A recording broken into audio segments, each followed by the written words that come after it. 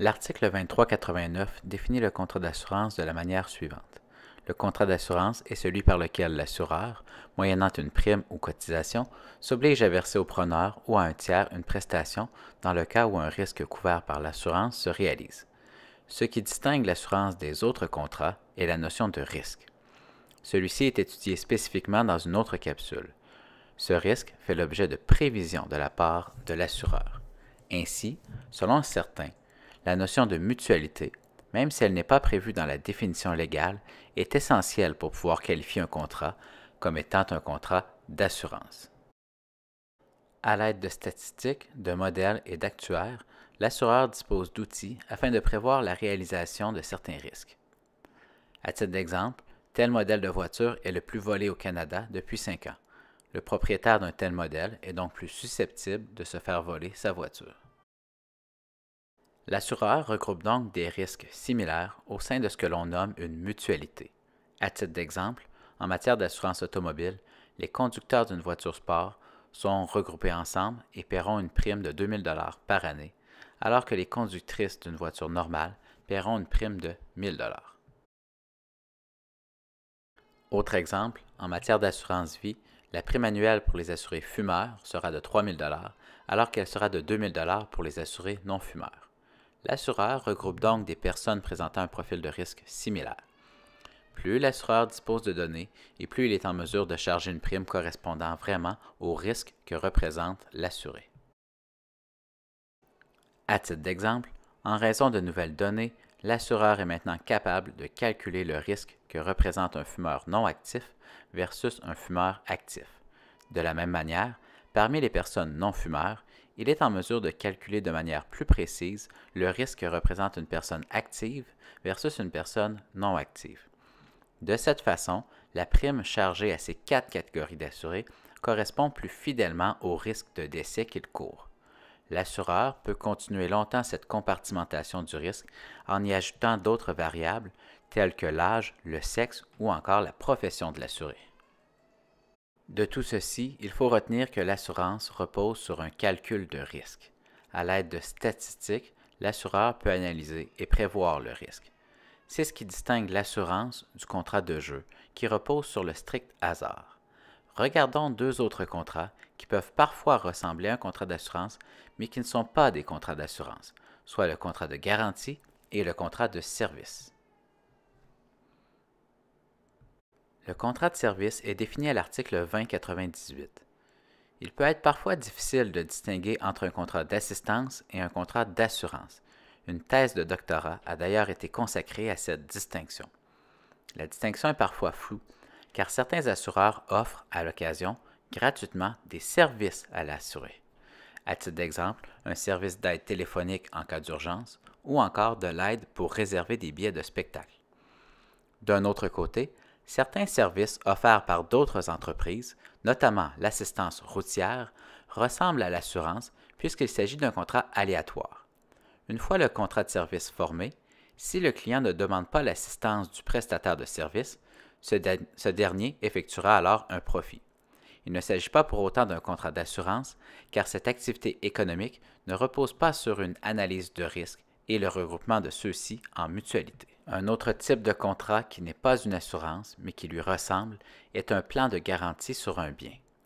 Avant de regarder ce contrat, il importe de préciser que dans un contrat de vente, l'article 1726 du Code civil prévoit que le vendeur est tenu de garantir à l'acheteur que le bien est exempt de vices cachés. Si le bien a un vice caché, l'acheteur peut alors exercer un recours contre le vendeur. Bien que cette garantie soit une obligation légale pour le vendeur, certains commerçants vendent aux consommateurs ce qu'ils appellent garantie prolongée, garantie supplémentaire, plan de garantie, plan de service ou autres désignations imaginatives. Dans ce cas, il s'agit d'un contrat régi par la loi sur la protection du consommateur. Ce contrat peut ressembler au contrat d'assurance dans la mesure où si le consommateur n'effectue pas de réclamation au fournisseur de la garantie, ce dernier effectuera un profit. Il ne s'agit toutefois pas d'une assurance de biens, car l'article 2465 prévoit explicitement que l'assurance ne couvre pas le vice caché du bien. Ainsi, dans l'hypothèse où le téléviseur de l'assuré a un court-circuit et provoque un incendie dans l'immeuble de l'assuré, le contrat d'assurance ne couvre pas la perte du téléviseur qui est due à son vice propre.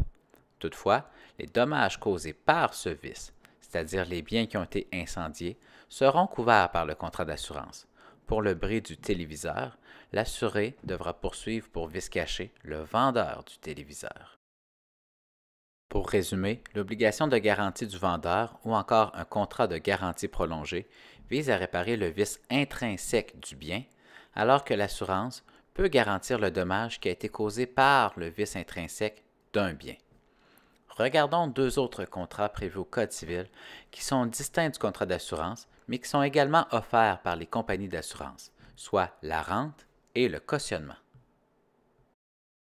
La rente est définie à l'article 2367 qui prévoit que le contrat constitutif de rente est celui par lequel une personne, le débit rentier, gratuitement ou moyennant l'aliénation à son profit d'un capital, s'oblige à servir périodiquement et pendant un certain temps des redevances à une autre personne, le crédit rentier. Prenons un exemple parmi tant d'autres pour illustrer plus concrètement le fonctionnement de ce contrat. Une personne transfère une somme d'argent importante à une compagnie d'assurance ou à une société de fiducie. Le débirancier effectue divers placements avec cette somme dans le but de la faire fructifier. À la retraite du crédit rentier, le débirancier lui verse une redevance à chaque mois.